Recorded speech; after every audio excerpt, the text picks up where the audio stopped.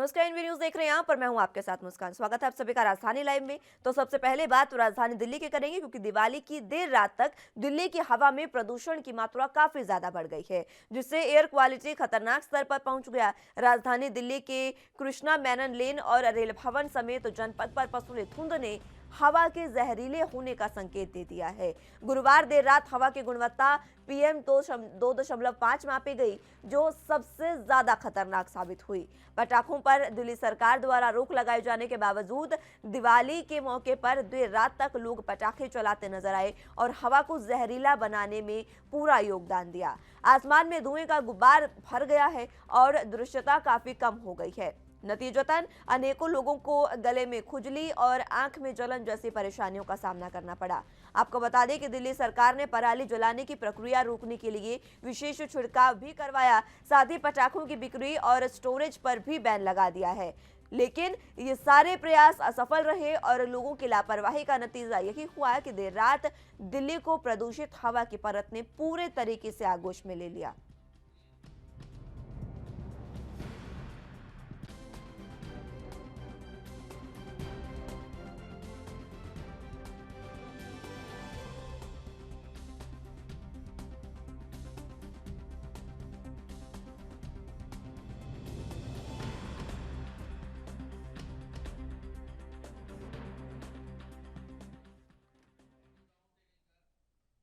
जरा जानकारी के लिए दिल्ली से संवाददाता राजीव तिवारी हमारे साथ जुड़ चुके हैं। राजीव, फिलहाल हम पहले ही इस बारे में बात कर रहे थे कि अगर दिल्ली सरकार ने तो ये तमाम चीजें कर दी है, लेकिन प्रशासन और लोगों की लापरवाही का नतीजा क्या होगा, और वही बातें सच भी साबित हुई। देखिए किस तरीके से प्रदूषण जो है वो लगातार बढ़ा और एक्यूआई अब पूरे तरीके से खतरनाक स्तर पर रह गई है। किस तरीके का फिलहाल हवा है दिल्ली में?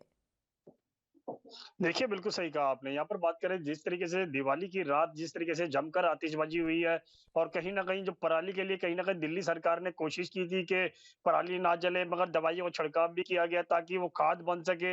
मगर जिस तरीके से दिल्ली सरकार ने क्या है, ख़ास तौर पर पटाखों पर रोक लगाई थी कि पॉल्यूशन का स्तर जो है वो दिल्ली के अंदर ना बढ़ सके। मगर जिस तरीके से दिवाली की रात पर जमकर आतिशबाजी हुई है, उससे कहीं न कहीं दिल्ली सरकार की एक पोल तो खुलती हुई नज़र आई है कि जमकर दिल्ली के अंदर आतिशबाजी पर रोक लगाई गई थी, यहाँ तक कि हम्म। भंडारण नहीं किया गया था, बेचने के लिए पाबंदी लगाई गई थी और इस्तेमाल करने पर भी पाबंदी लगाई थी। मगर जिस तरीके से दिल्ली की जनता ने बिल्कुल कह सकते हैं कि हर तरीके से पटाखों को यूज़ किया है और यहाँ तक कि दिल्ली से बाहर खरीद खरीद कर लेके आए हैं, दुगने से तिगने दामों में खरीदा गया है। तो उससे साफ ज़ाहिर है कहीं न कहीं दिल्ली पुलिस की कहीं न कहीं कार्यशैली जो प्रणाली थी उसके अंदर सवालिया निशान ज़रूर खड़ा होता है, क्योंकि दिल्ली के अंदर इतने पटाखे जलाए गए हैं तो कहीं न कहीं कार्रवाई क्या होनी चाहिए थी। मगर बात चली करें करें जिस तरीके से अब एक्वाई लेवल की, तो कहीं न कहीं बहुत ज़्यादा बिगड़ी हुई हालत है। हालत जो है वो कहीं न कहीं लोगों को दिक्कतें हो रही हैं, आँखों में जलन की शिकायत हो रही है, साँस लेने में दिक्कतें हो रही हैं। एक्वाई लेवल की बात करें तो कहीं न कहीं वो भी लगभग 900 से ऊपर के करीब है, यानी कि दिल्ली के अंदर काफ़ी हद तक जो हवा है, वो ज़हरीली हो चुकी है और गैस हम्म। चैम्बर के तौर पर दिल्ली जो है वो तब्दील हो चुकी है। गाज़ियाबाद की बात करें, नोएडा की बात करें या फिर गुड़गाँव की बात करें, तमाम जगहों पर जो पॉल्यूशन का स्तर है वो बहुत ज़्यादा गंभीर श्रेणी के अंदर है और उसके अंदर कंट्रोल करने के लिए दिल्ली सरकार को बहुत ज़्यादा मशक्कत करनी पड़ेगी। मगर यहाँ पर बात करें जनता की, तो जनता ने बिल्कुल कह सकते हैं लापरवाही दिखाई है और कहीं न कहीं पॉल्यूशन का स्तर जो है वो दिल्ली की जनता की वजह से ही बढ़ता हुआ नज़र आ रहा है। जी। बिल्कुल राजीव, और देखिए ये कोई पहली बार नहीं है, लगातार हर बार यही स्थितियां बनती है और इसीलिए दिल्ली सरकार ने ये तमाम ऐलान किए थे और घोषणाएं की थी। बावजूद इसके हम इसे जनता की ही लापरवाही सबसे ज्यादा कहेंगे, लेकिन जनता की लापरवाही के साथ साथ देखिए प्रशासन भी यहाँ पर लापरवाह है। अगर पटाखों की बिक्री नहीं होती, अगर दूसरे राज्यों से पटाखे लेकर आ रहे हैं, अगर बॉर्डर पर चेकिंग होती, तो शायद ये तमाम चीजें नहीं होती। देखिए, बिल्कुल सही कहा आपने। यहाँ पर बात करें जिस तरीके से दूसरे राज्यों से देखिए, बिल्कुल सही कहा आपने। जिस तरीके से दूसरे राज्यों से जनता जो है, वो पटाखे खरीद कर लेके आई और कहाँ तक कि दुगने से तिगने दामों दिए गए और कहीं न कहीं ये भी कोशिश की गई, पटाखा व्यापारी भी कह रहे थे कि दिल्ली से बाहर से जो पटाखे लेके आएँगे, उसके लिए क्या पाबंदी होगी। मगर दिल्ली की जनता ने जिस तरीके से पटाखों का इस्तेमाल किया और ख़ास तौर पर जमकर आतिशबाज़ी की गई है और कहीं न कहीं जो पॉल्यूशन है, वो बहुत ज़्यादा बिगड़ी हुई हालत। यानी कि दिल्ली जो है, वो एक सीधे-सीधे कहें तो एक गैस चैम्बर के तौर पर तब्दील हो चुकी है। एक कह सकते हैं पॉल्यूशन की जो चादर है, वो बनी हुई दिखाई दे रही है बिल्कुल, और अभी तक के जो हालात है वो कहीं न कहीं बिगड़े हुए हैं। लोगों को कहीं न कहीं साँस लेने में दिक्कतें हो रही हैं। पॉल्यूशन का स्तर जो ज़्यादा बढ़ चुका है और ख़ास तौर पर उन लोगों को, जब बुजुर्ग हैं या फिर जिनको साँस लेने की शिकायत है, उनको कहीं न कहीं दिक्कतें का सामना करना पड़ रहा है। मगर जिस तरीके से दिल्ली सरकार ने पटाखों पर रोक लगाई थी, वो कोशिश जो है वो दिल्ली सरकार की बिल्कुल कामयाब होती हुई नज़र नहीं आई और जिस तरीके से कहा गया था कि दिल्ली सरकार के द्वारा जो पटाखों जलाने पर यानी कि यूज़ करने पर भी पाबंदी है, तो दिल्ली सरकार की तरफ से इस पाबंदी को कहीं न कहीं अमल करना चाहिए था, उस पर भी अमल देखने को नहीं मिला और दिल्ली के अंदर जो है वो आबो-हवा जो है, वो बिल्कुल बिगड़ चुकी है और कहीं न कहीं बहुत ज़्यादा स्थिति खराब हो चुकी है। मगर लोगों की बात करें तो कहीं न कहीं इसके लिए सरकार भी ज़िम्मेवार है और जो अधिकारी होने चाहिए थे, जिन लोगों को सड़कों पर चेक करना चाहिए था, चाहे या फिर जो लोग वहाँ पटाखे खरीद के ले जा रहे हैं, उनके ऊपर कार्रवाई करनी चाहिए थी, वहाँ पर भी कार्रवाई होती हुई नज़र नहीं आई और साफ-साफ कहें तो जनता की और दिल्ली सरकार की दोनों की ही लापरवाही का नतीजा जो है, जो आम मरीज जो है, ये जिन लोगों को सांस की प्रॉब्लम है या फिर बच्चे हैं, उनको भुगतनी पड़ेगी। मगर कहीं न कहीं अधिकारी भी ज़िम्मेवार हैं इसके लिए और जनता भी ज़िम्मेवार है। जी। बिल्कुल, ज़िम्मेवार तो दोनों ही हैं। लेकिन देखिए ये सिर्फ़ दिल्ली की बात नहीं है राजीव, किसी भी राज्य को आप ले लीजिए, चाहे हरियाणा है, पंजाब है, तमाम राज्य जो हैं, उत्तर प्रदेश भी इसमें शामिल है, जहाँ पर पूरे तरीके से पटाखे जलाए गए हैं। प्रशासन सिर्फ़ दिल्ली का ही नहीं, प्रशासन तो हर जगह का इस तरीके से मुस्तैद नहीं दिखा, क्योंकि हर जगह पटाखों की बिक्री हुई और अब पटाखे जलाए भी गए और देर रात तक, जब तक समय भी निर्धारित था, लेकिन बावजूद उसके देर रात तक पटाखे जलाए गए, जिसकी वजह से हर जगह का एक्यूआई पूरे तरीके से खराब हो गया है। तो देखिए, बिल्कुल सही कहा आपने। यहाँ पर बात करें यूपी की यानी कि गाज़ियाबाद की या और नोएडा की तो वहाँ पर ज़रूर समय सीमा दी गई थी, मगर दिल्ली के अंदर कोई समय सीमा नहीं थी, जिसके लिए धीरे-धीरे से दिल्ली सरकार ने कहा था कि पटाखों पर बिल्कुल रोक है, बेचे नहीं जा सकते, भंडारण नहीं किया जा सकता, उसका इस्तेमाल नहीं किया जा सकता, तो फिर दिल्ली के अंदर पटाखे आए कहाँ से? ये सबसे बड़ा सवाल बनता है। और जिस तरीके से लोग-बाग जो है दुगने से तिगने दामों से लेकर बाहर से यानी कि गाज़ियाबाद से कहें, नोएडा से कहें, गुड़गाँव से कहें, आस-पास के राज्यों से लेकर जो आए हैं, उसका जिस तरीके से इस्तेमाल किया गया, तो दिल्ली सरकार की कहीं न कहीं जो कैसे प्रणाली थी, उसके ऊपर सवाल निशान खड़ा होता है। मगर जो हुँ, अधिकारी हैं, वो ठीक है। कहाँ गए?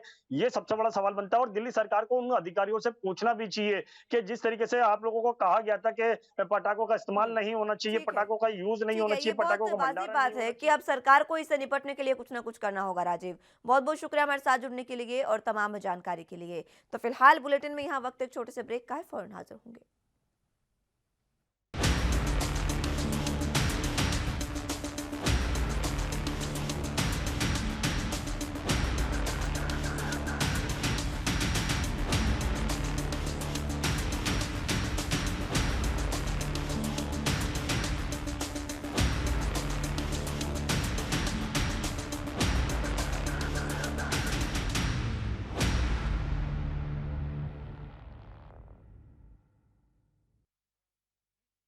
ब्रेक के बाद एक बार फिर से स्वागत है आप सभी का राजधानी लाइव में। तो अब सीधे आपको केदारनाथ लिए चलते हैं, जहां पर प्रधानमंत्री नरेंद्र मोदी आज कार्यक्रम को संबोधित करेंगे और ये तस्वीरें आपको केदारनाथ धाम की दिखा रहे हैं।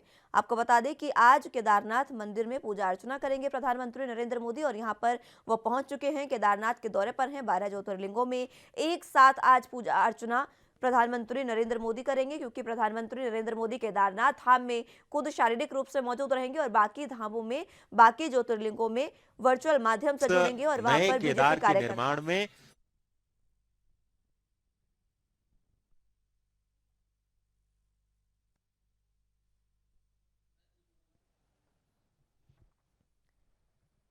तो वहां पर बीजेपी कार्यकर्ता जो हैं वो पूजा अर्चना करेंगे और केदारनाथ धाम की तस्वीरें आपको दिखा रहे हैं। सीधी तस्वीरें केदारनाथ धाम के प्रधानमंत्री नरेंद्र मोदी यहां पर पहुंच चुके हैं और पूजा अर्चना कुछ ही देर में शुरू। साथ ही तमाम स्थितियां पूरी कर ली गई है, तमाम तैयारियां पूरी कर ली गई हैं। आप देख सकते हैं तमाम तस्वीरें आपको केदारनाथ धाम से दिखा रहे हैं, सीधी तस्वीरें जहाँ पर प्रधानमंत्री नरेंद्र मोदी कुछ ही समय में पूजा अर्चना की शुरुआत करेंगे। वर्चुअल माध्यम से वो तमाम जगह जुड़ेंगे, 12 ज्योतिर्लिंगों में वर्चुअल माध्यम से 11 ज्योतिर्लिंगों में जुड़ेंगे और एक में केदारनाथ धाम में प्रधानमंत्री खुद शारीरिक रूप से मौजूद रहेंगे। आपको तस्वीरें लगातार केदारनाथ धाम की दिखा रहे हैं किस तरीके से वहाँ की स्थितियां हैं।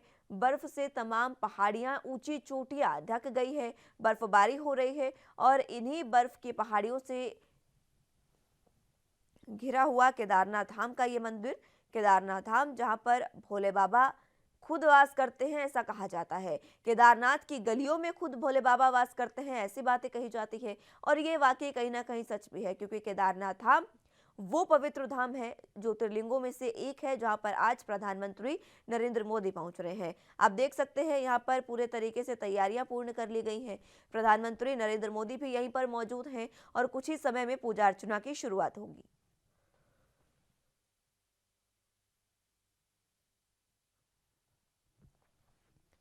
तो सीधी तस्वीरें आपको केदारनाथ धाम की दिखा रहे हैं ऋषि शंकराचार्य, जिनकी मूर्ति का भी प्रधानमंत्री नरेंद्र मोदी आज अनावरण करेंगे। और ये काफ़ी अहम ये जो दौरा है प्रधानमंत्री का, वो रहने वाला है। ये अहम इसलिए है, आज इस बार किसी राजनीतिक मुद्दे के लिए अहम नहीं है, लेकिन 12 ज्योतिर्लिंगों में एक साथ पूजा अर्चना, एक ही समय पर पूजा अर्चना भोले बाबा की होगी। चाहे फिर वो बाबा केदार हो, महामंडलेश्वर हो या फिर कोई भी ज्योतिर्लिंग हो, हर ज्योतिर्लिंग में 12 के 12 ज्योतिर्लिंगों में आज एक साथ पूजा अर्चना होगी, जो तमाम बीजेपी के कार्यकर्ता, मंत्री, नेता, सांसद, विधायक करेंगे।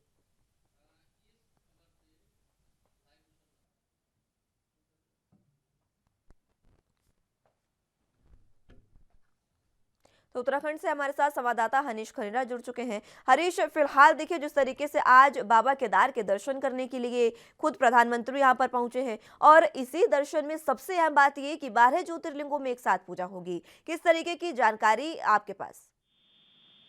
बिल्कुल देखिए, जिस तरह से आज की हम बात करें तो आज 5 नवंबर है और इस दौरान आज पीएम मोदी का जो तय समय था उस दौरान वो आज देहरादून पहुंचे हैं और ठीक 6 बजे उनका कार्यक्रम था। और इसके बाद अगर बात करें तो यहाँ से वो गौचर के लिए रवाना हुए और गौचर से गौचर हवाई पट्टी के बाद वो केदारनाथ धाम पहुंचे हैं। और अभी की अगर बात करें तो अभी कुछ देर बाद यहाँ पे पूजा अर्चना शुरू की जाएगी। सुबह से ही मंदिर को सजाया गया है, कल से ही मंदिर को सजाया गया है और 12 ज्योतिर्लिंग में से एक है केदारनाथ और यहाँ पे भगवान भोलेनाथ की पृष्ठभाग का यहाँ पे पूजा अर्चना की जाती है। तो इसी को लेकर के लगातार कई बार प्रधानमंत्री मोदी यहाँ पे पहुंचे हैं, कई बार पहुंचे हैं। और इस बार की हम बात करें तो कल 6 तारीख है और 6 तारीख को भगवान केदारनाथ के कपाट बंद होने हैं। इससे पहले वो यहाँ पे पूजा अर्चना करके दर्शन करने के लिए और जो यहाँ पे ठीक है। ठीक है हरीश, जलाभिषेक आप है जुड़े उसके लिए रहिए पहुंचे। हमारे साथ, मैं जानकारी आपसे लेते रहूंगी, लेकिन फिलहाल दर्शकों को वो तस्वीरें दिखा रहे हैं जिसका इंतजार था। प्रधानमंत्री नरेंद्र मोदी पहुंच चुके हैं केदारनाथ, और आप देख सकते हैं सीधी तस्वीरें आपको दिखा रहे हैं केदारनाथ धाम में प्रधानमंत्री नरेंद्र मोदी, उनके साथ तमाम बड़े अधिकारी मौजूद है। सुरक्षा व्यवस्था पूरी कर ली गई है, यहाँ पर पुलिस पूरे तरीके से मुस्तैद है और कुछ ही देर में पूजा अर्चना प्रधानमंत्री नरेंद्र मोदी शुरू करेंगे। आप देख सकते हैं बर्फ से ढका, बर्फ की पहाड़ियों से ढका केदारनाथ धाम पूरे तरीके से बर्फ से घिरा हुआ, और अब दुल्हन की तरह जिसे सजाया गया है उसमें कुछ देर में प्रधानमंत्री नरेंद्र मोदी पूजा अर्चना की शुरुआत करेंगे। उनके साथ सीएम पुष्कर सिंह धामी भी मौजूद है। ये सीधी तस्वीरें आपको केदारनाथ धाम से, केदारनाथ से दिखा रहे हैं, जहां की गलियों में जहां भोले बाबा का वास है, वहां देश के प्रधानमंत्री आज पहुंचे हैं और यहां पर पूजा अर्चना वो करेंगे। आज गोवर्धन पूजा का भी दिन है, गोवर्धन पूजा का भी पर्व है, और इसी पर्व पर प्रधानमंत्री नरेंद्र मोदी आज केदारनाथ धाम में पूजा अर्चना कुछ ही देर में शुरू हो जाएगी। ये पूजा अर्चना 12 ज्योतिर्लिंगों में एक साथ ये पूजा अर्चना आप देख सकते हैं। हाथ हिलाकर प्रधानमंत्री नरेंद्र मोदी तमाम लोगों का वहां पर संबोधन करते नजर आ रहे हैं, तमाम लोगों से मिलते नजर आ रहे हैं, और कुछ ही देर में प्रधानमंत्री नरेंद्र मोदी जो है वो केदारनाथ धाम तक पहुंच जाएंगे। सीधी तस्वीरें आपको दिखा रहे हैं केदारनाथ धाम से।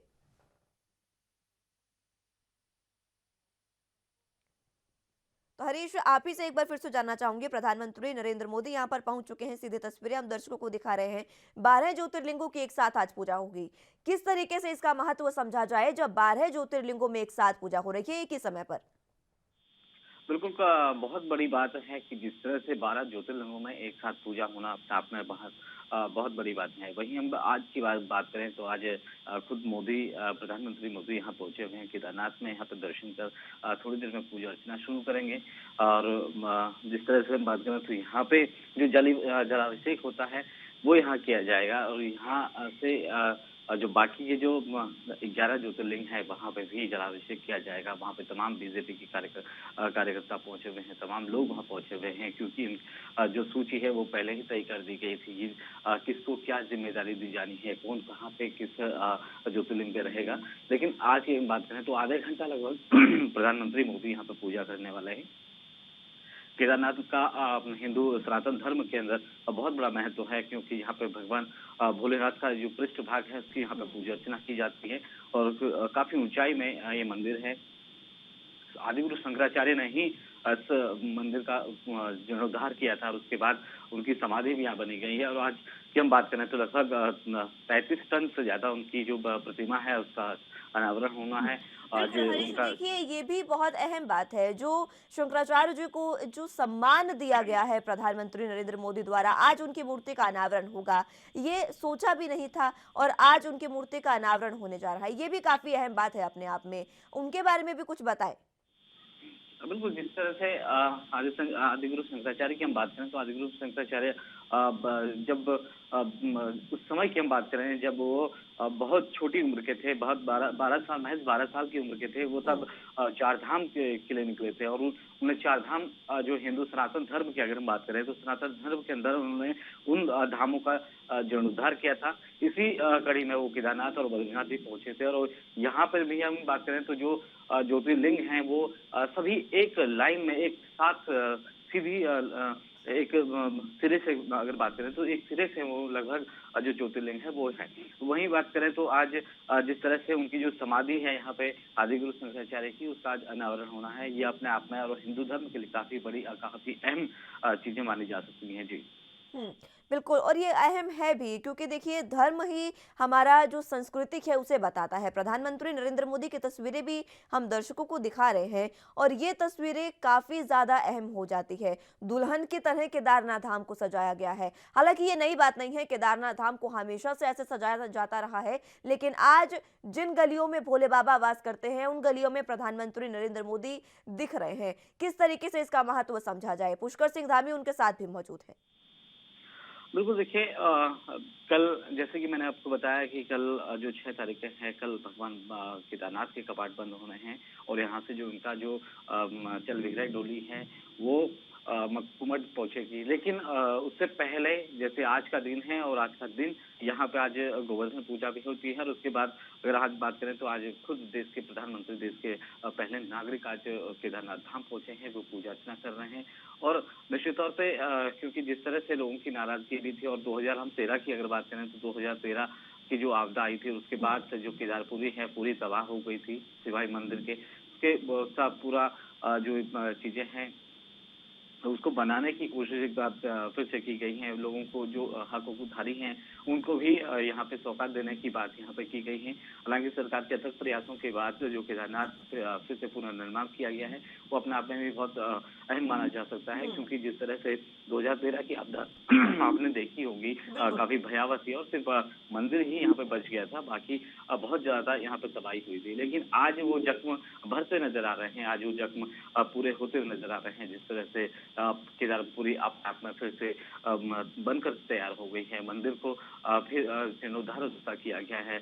जो आसपास की जो चीजें हैं वो जख्म भरते नजर आ रहे हैं, लेकिन उन जख्मों की टीस आज भी बरकरार है और कुछ ऐसे जख्म हैं जो आज भी ताजा हैं। बात देवस्थानम बोर्ड की करें तो देखिए उस पर किस तरीके से तीर्थ पुरोहित जो है वो कहीं ना कहीं अभी भी प्रदर्शन अपना करते नजर आ रहे हैं। क्या वो भी प्रधानमंत्री से मिल सकते हैं या प्रधानमंत्री उनसे मिल सकते हैं? क्योंकि उनको मनाने के लिए पुष्कर सिंह धामी पहले से यहाँ पर लगातार निरीक्षण करते नजर आए, समीक्षा करते आए और उनको मनाने की कोशिश करते आए। लेकिन केदारनाथ धाम के बाहर जिस तरीके से देवस्थानम बोर्ड के खिलाफ तीर्थ पुरोहितों का धरना प्रदर्शन है, उसके बारे में क्या कुछ?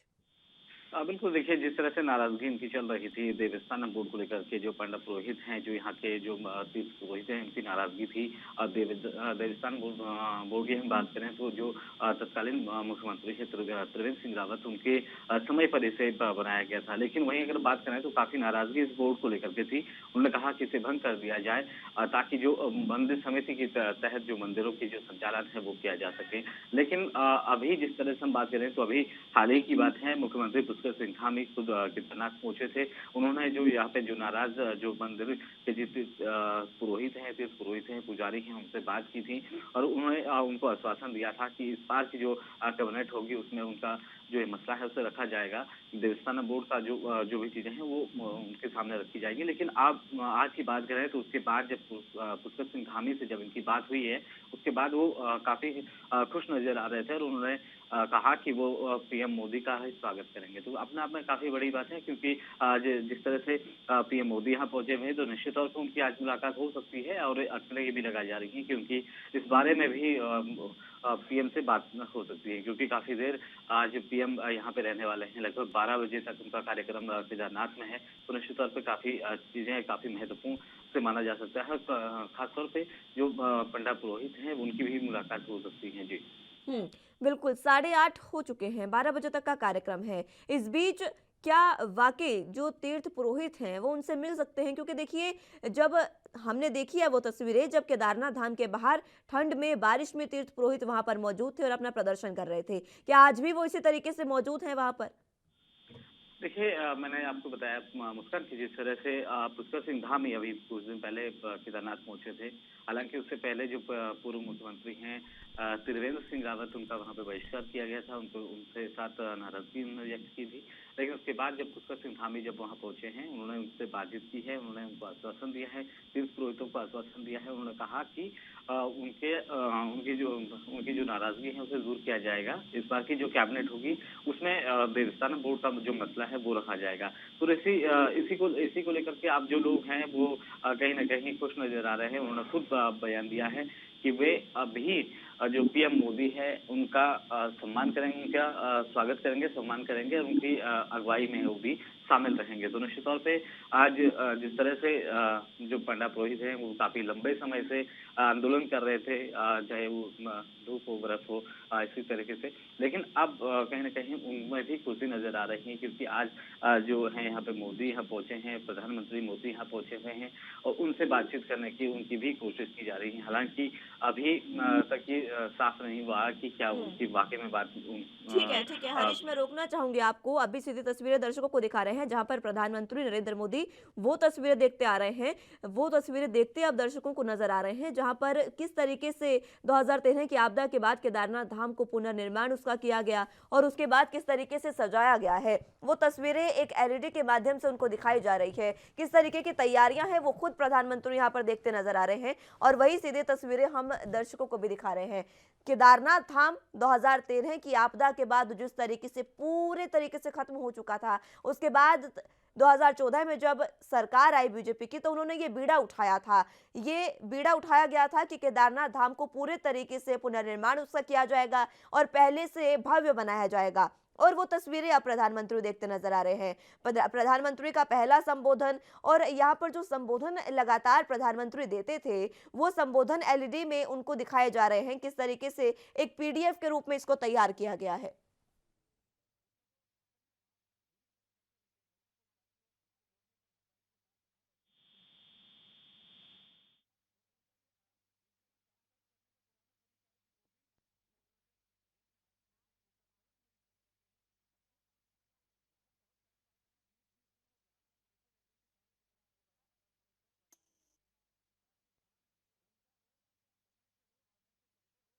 तो सीधी तस्वीरें हैं, हम प्रधानमंत्री नरेंद्र मोदी जिस तरीके से यहाँ पर समीक्षा करते नजर आ रहे हैं। हरीश, आपसे एक बार फिर से जानना चाहूंगी, 2013 की जो आपदा आई वो तस्वीरें प्रधानमंत्री देख रहे हैं। 2013 में आपदा आई, 2014 में बीजेपी की सरकार आई और उसके बाद पुनर्निर्माण हुआ केदारनाथ धाम का। अब पूरे तरीके से केदारनाथ धाम वापस से सुनियोजित पुनर्निर्मित हो चुका है और वाकई पहले से भव्य बन चुका है। किस तरीके की तस्वीरें आप वहां पर देखते हैं? बिल्कुल, देखिए जिस तरह से हम 2013 की बात करें, 16 और 17 जून की जो आपदा थी, जो प्राकृतिक आपदा थी, वो केदारनाथ से ही शुरू हुई थी, और जो चौराबाड़ी ग्लेशियर है वहां से आपदा शुरू हुई थी। और जो मंदिर की आसपास की जो हम जगहों की बात करें तो पूरी तरह से तबाह हो गया था। लेकिन अब जिस तरह से जो चीजें दिख रही हैं आज आज जो केदारनाथ दिख रही है, केदारनाथ का जो मंदिर दिख रहा है, जो आसपास की जगह दिख रही हैं, वो कहीं न कहीं अब उन जख्मों को भरते हुए दिख रहा है कि जो उस समय जो 2013 की थी, वो अब कहीं न कहीं जख्म पूरे होते नज़र आ रहे हैं।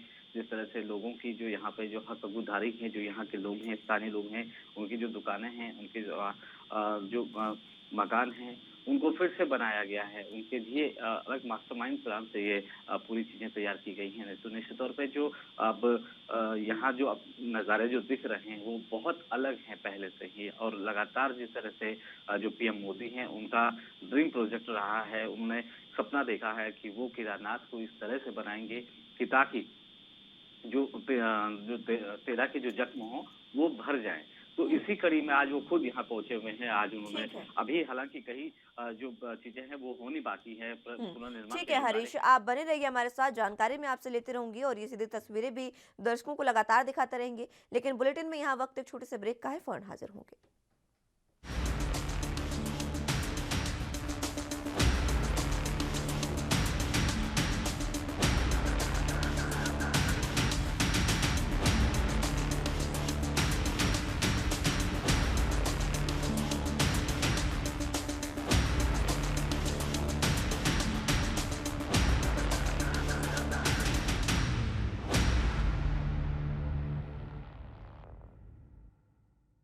ब्रेक के बाद एक बार फिर से स्वागत है आप सभी का राजधानी लाइव में। तो बात अब पंजाब की कर लेते हैं, जहां पर डेंगू के बढ़ते मामलों से निपटने में तकनीकी मदद उपलब्ध कराने के लिए केंद्रीय स्वास्थ्य मंत्रालय ने मंगलवार को 9 राज्यों और केंद्र शासित प्रदेशों के लिए विशेषज्ञों की केंद्रीय टीमें प्रतिनियुक्त कर दी हैं।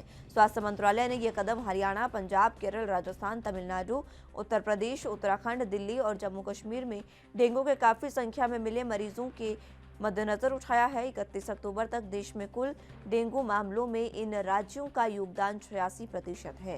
विशेषज्ञ टीमों ने national centre for disease control और national vector borne disease control programme के अधिकारी शामिल हैं।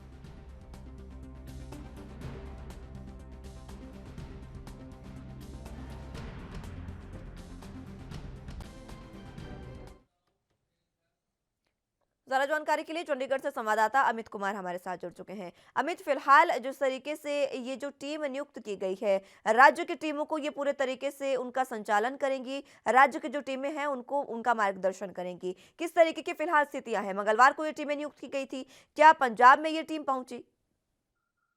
जी देखिए, टीमें आ चुकी हैं पंजाब में, तभी हम कहें वेट एंड वॉच का था। ये टेक्निकल हेल्प की, अगर हम कहें तकनीकी मदद, बेसिकली टेस्टिंग वगैरह में कि कैसे सुधार किया जाता है, कैसे टेस्टिंग बढ़ाई जा सकती है, उन सब चीज़ों का ध्यान रखेंगे। अकेले पंजाब में नहीं, ये 9 टीमें बनी और 9 अलग-अलग स्टेट्स और यूटीज़ में गई हैं।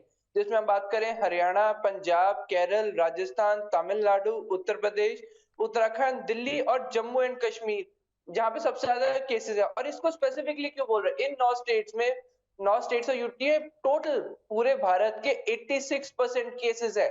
और आपको ये कंसिडर करना होगा, लगभग मेजर बल्क डेंगू केसेस का यहाँ पे पाया गया है।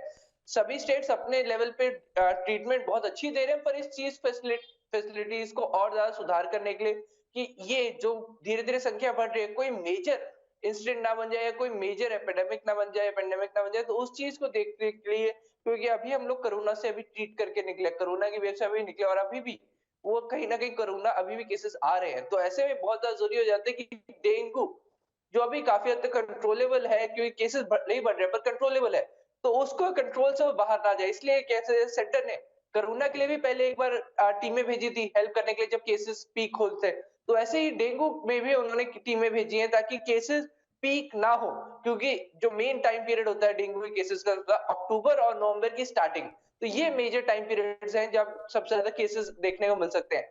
एक अक्टूबर पूरा निकल चुका है, नवंबर का कुछ पीरियड रह गया है। अब ये कोशिश की जा रही है कि डेंगू के केसेस नवंबर में एंड होता है, क्योंकि जब वेव की हम बात करते हैं, जो ऊपर जाना होता है अब वो क्रेस्ट आउट या क्या गिरने का टाइम हो जाता है, तो वही उम्मीद के साथ टीमें आई हैं कि ज्यादा से ज्यादा टेक्निकल हेल्प, और अगर कोई और हेल्प की जरूरत हो, क्योंकि टीमें सीधा केंद्र से भेजी गई हैं, तो डायरेक्ट कम्युनिकेशन करने में ये सक्षम है कि स्टेट को इस चीज की जरूरत है, आपको ये चीज प्रोवाइड कराए, तो एक टू एंड फ्रो मीडियम भी बनती है ये टीमें। जी हम्म, बिल्कुल, किस तरीके से ये टीमें काम कर रही हैं ये भी अमित बताएं, क्योंकि देखिए इन टीमों का काम करने की तरीका क्या होगा, इसी पर निर्भर करता है कि आप किस तरीके से जो जितने भी राज्यों में ये टीमें भेजी गई है, वहां राज्य में जो 86% तक का योगदान डेंगू के मामले बढ़ने में है वो कम होगा। ये इनकी प्रक्रिया पर निर्भर करता है, किस तरीके से ये टीमें काम करेंगी? ये हर एक टीम को बाकायदा टेक्निकल एक्सपर्ट्स लीड कर रहे हैं कि हर एक चीज, हर एक पहलू को कंसिडर करना है। पहले मेन सभी स्टेट्स के जो हेड्स बनाए गए हैं, जो एसएमओज हैं, एरियाज के एसएमओज हैं, उन सबसे एक कंबाइंड रिपोर्ट ली जा रही है कि किस एरिया में कौन से सबसे ज्यादा केस हैं। स्टेट में भी मेजर बल्क्स चेक किए जा रहे हैं कि किन किन एरिया में सबसे ज्यादा केसेस हैं। जैसे अगर हम पंजाब की बात करते हैं तो मोहाली, डेराबस्सी एरियाज में अगर हम बात करें, वहां पे एक मेजर चंक आया हुआ दिखाया गया। तो उन सभी चीजों को कंसिडर किया जाए, किन एरियाज में सबसे ज्यादा मेजर चंक्स हैं, किन एरियाज में सबसे ज्यादा डॉक्टर्स फंड्स डाइवर्ट करने की जरूरत है, और किन एरियाज में टेस्टिंग के लिए, जैसे कि प्लेटलेट्स किट्स, जो डेंगू के लिए जो प्लेटलेट्स के लिए किट्स की जरूरत है, क्या वो अवेलेबल है। उन सब चीजों का ध्यान रखा जाएगा कि क्या इधर के डॉक्टर्स नर्सेज प्रॉपर्ली ट्रेन्ड है, अगर नहीं है तो क्या उनको ऑन स्पॉट एक्स्ट्रा ट्रेनिंग की जरूरत है। उन सब फैक्टर्स को ये टीम कंसिडर करेगी और उसके बाद अपनी हेल्प प्रोवाइड करेगी। ये मंगलवार को टीम बनी थी, अगर हम कहेंगे बुधवार को टीम पहुंच चुकी थी, और अब एक तरह से प्रोसेस, क्योंकि कल दिवाली आ गई थी तो हम कह सकते हैं तो शायद एक दिन डिले हो गया, पर आज एक्सपेक्टेड है कि टीम्स मीटिंग करनी शुरू कर देंगी और आज के ही दिन कोई एक रोड मैप हमारे सामने आ सकता है। जी, सबसे पहले किससे, क्या एसएमओ से और सीएमओ से ही मीटिंग की जाएगी अमित? जी, देखिए एसएमओज एंड सीएमओज की कंबाइंड मीटिंग ली जाएगी, जिसमें सबका ग्राउंड ओपिनियन लिया जाएगा। देखिए हर एक स्टेट, हर एक जिले के एसएमओज को बुलाया जाना है, चाहे वर्चुअल कॉन्फ्रेंस के थ्रू या किसी मीडियम थ्रू या एक रिपोर्ट के थ्रू, पर एक कंबाइंड डाटा प्रेजेंट किया जाएगा, एक स्पेसिफिकली कंबाइंड डाटा लिया जाएगा, जिसके बाद एक वो अपनी टेक्निकल हेल्प के बताएं कि उनको पता है कि एक major as a central governing body की तरफ से उनको भेजा गया, तो उनकी तरफ से एक मेजर हेल्प दी जाएगी कि आप यहाँ इंप्रूव कर सकते हैं, इधर टेस्टिंग बढ़ाने की जरूरत है। क्योंकि ऑफ कोर्स वो कंबाइंड डाटा लेंगे, कंबाइंड डाटा प्रोसेस किया जाएगा कि यहाँ से केसेस आ रहे हैं, इधर ये चीज करने की जरूरत है, यहाँ पे सर्वे कराने की जरूरत है, यहाँ पे टेस्टिंग कराने की जरूरत है, यहाँ पे लोकल एरिया में चेक कराने की जरूरत है, और यहाँ पे प्लेटलेट्स की संख्या ज्यादा है तो यहाँ पे किट्स ज्यादा होने की जरूरत है। तो इन सब फैक्टर्स को टीम्स कंसिडर करेंगे और उसके बाद ही आगे चलेंगे। पर अभी ग्राउंड में ये कि अभी रिपोर्ट्स पहुंचनी है, उसके बाद ही कोई एक रोड मैप क्लियर हो पाएगा। अभी टीम्स आ चुकी हैं, अब ये रह गया है कि इन टीम का मेजर इनको कितना छूट दी जाती है। देखिए सेंटर की तरफ से टीम्स भेजी गई है, पंजाब में हेल्प करने के लिए भेजी गई है। अब ये पंजाब सरकार का होगा एक तरह से कि वो कितनी छूट देते हैं, उनसे कितनी परमिशन लेते हैं, क्या 100% उनको पूरी छूट दी जाती है या सिर्फ उनसे सिर्फ एडवाइस ली जाएगी। तो ये सब फैक्टर्स भी कंसिडर किया जाएगा। ठीक है अमित, बहुत शुक्रिया हमारे साथ जुड़ने के लिए और तमाम जानकारी के लिए। तो अगली खबर की ओर रुख कर लेते हैं। महाराष्ट्र में इन दिनों राजनीतिक और शासनिक तनातनी बड़े पैमाने पर देखने को मिल रही है। एनसीपी नेता नवाब मलिक जहां सुर्खियों में बने हैं, वहीं अब बढ़ते पेट्रोल और डीजल के ऊपर लगी अंकुश को शिवसेना सांसद और प्रवक्ता ने एक मजाक बताया है। महाराष्ट्र के पूर्व गृह राज्य मंत्री अनिल देशमुख जहां ईडी की कस्टडी में है, वहीं बढ़ती महंगाई और पेट्रोल डीजल को लेकर एनसीपी, कांग्रेस, शिवसेना पूरे तरीके से मैदान में उतर चुकी है और जगह जगह जहां विरोध प्रदर्शन किए जा रहे हैं, वहीं बयानबाजी भी राजनेताओं की काफी तेज हो चुकी है। हालांकि राउत अपने बयान में आगे कहते हैं कि हिमाचल प्रदेश के मुख्यमंत्री खुद केंद्र सरकार को दोषी ठहरा रहे हैं। उन्होंने कहा कि चुनाव हारने के बाद ईंधन के दामों में कटौती की गई है, लेकिन जनता समझ चुकी है 2024 में हम अच्छे शतक लगाएंगे।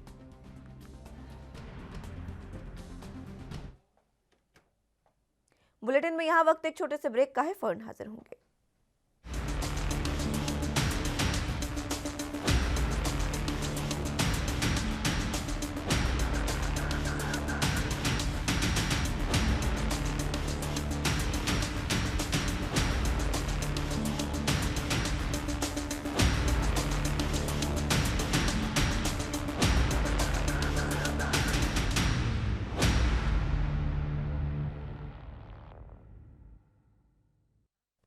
ब्रेक के बाद एक बार फिर से स्वागत है आप सभी का राजधानी लाइव में। तो बात महाराष्ट्र के कर रहे थे, जहां पर लगातार सियासी तनातनी बढ़ती जा रही है। फिर चाहे वो शिवसेना हो, कांग्रेस हो या एनसीपी, तीनों ही पार्टियां, तीनों ही महाविकास आघाड़ी सरकार में जो सहायक पार्टियां हैं, ये सीधे तौर पर बीजेपी पर आरोप लगाते नजर आ रही हैं। इन तीनों पार्टियों का कहना है, खुद संजय राउत ने यह बयान दिया है कि अगर उपचुनावों के बाद पेट्रोल डीजल के दामों में कटौती की गई है तो ये दिवाली का गिफ्ट नहीं है, ये 2024 की तैयारी है। क्योंकि उन्होंने ये बात कही है कि जिस तरीके से 2024 में हम अच्छा शतक लगाएंगे, लेकिन ईंधन के दामों में कटौती, उन्होंने कहा है कि केंद्र सरकार अभी भी दोषी है।